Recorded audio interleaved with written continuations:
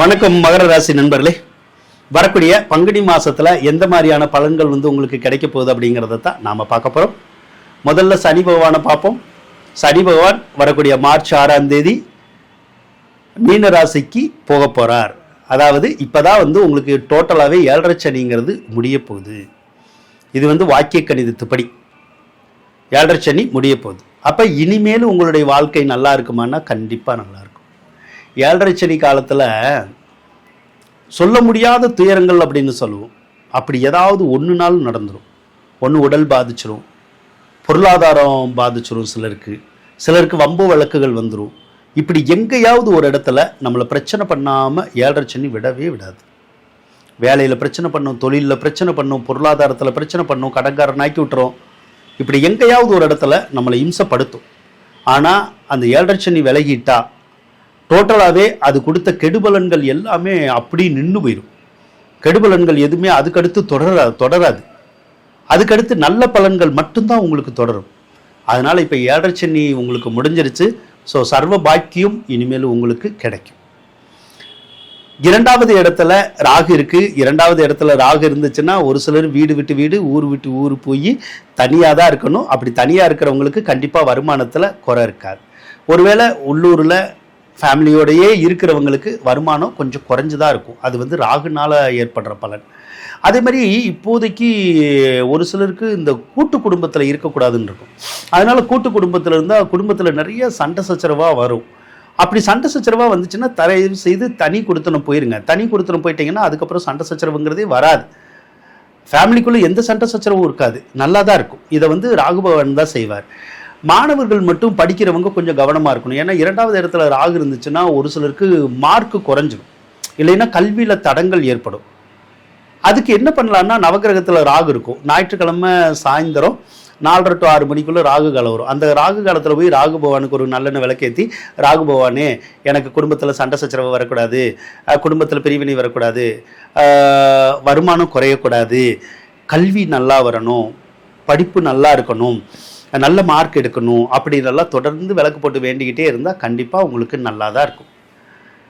செவ்வாய் அடுத்து என்ன செய்வாருன்னு பார்த்தீங்கன்னா, செவ்வாய் 2வது ராசியில் தான் இருக்கார். ஆனால் செவ்வாய் 2வது ராசியில் இருந்தால் இந்த மாதம் ஏதாவது ஒரு விதத்தில் உங்களுக்கு காசு பணம் கிடைக்கும். புதனும் 2வது இடத்துல தான் இருக்காரு. அவரும் காசு பணத்தை கொடுக்குறவர் தான். அப்போ இந்த மாதம் கொஞ்சம் பொருளாதார சூழ்நிலைங்கிறது உங்களுக்கு நல்லா தான் இருக்கும். சூரியனை எடுத்துக்கிட்டோம்னா அஷ்டமாதிபதி 3வது ராசியில் தான் இருக்காரு. ஸோ அஷ்டமாதிபதி 3வது ராசியில் இருக்கிற போது நமக்கு ஒன்றும் பெரிய பிரச்சனைகள் இருக்காது. பெரிய பெரிய வில்லங்கங்கள் இருந்தால் கூட அந்த வில்லங்கங்கள்லாம் நமக்கு தீர தான் செய்யும். அதுக்கடுத்து சுக்கிரன் வேற 3வது ராசியில் இருக்கிறது நல்லது தான். அது ஒரு சிலருக்கு ஒரு வீடை கொடுத்துட்டு இன்னொரு வீடு விலைக்கு வாங்கலாம், அல்லது வேற ஏதாவது ஒரு சொத்தை கொடுத்துட்டு இன்னொரு சொத்து வாங்கலாம். அந்த யோகம் இப்போ இருக்கு. அதே மாதிரி மார்ச் 27க்கு மேலே ஒரு சிலருக்கு வீடு கட்டக்கூடிய யோகம், வீடு வாங்கக்கூடிய யோகம், பழைய வீடை திருத்தி அமைக்கக்கூடிய கிரகம், ஏதாவது ஒரு வீடு வில்லங்கத்தில் இருந்தால் அந்த வீடு கிடைக்கக்கூடிய யோகம்லாம் கூட இருக்கும். ஒரு சிலருக்கு எலக்ட்ரானிக் பொருள்கள்லாம் வாங்கக்கூடிய ஒரு யோகங்களை அந்த சுக்கிரன் இந்த மாதம் உங்களுக்கு உருவாக்கி கொடுத்துருவார். செவ்வாய் பகவான் வேற உங்களுக்கு 3வது ராசிக்கு தான் ஏப்ரல் 1ஆம் தேதி வருவார்.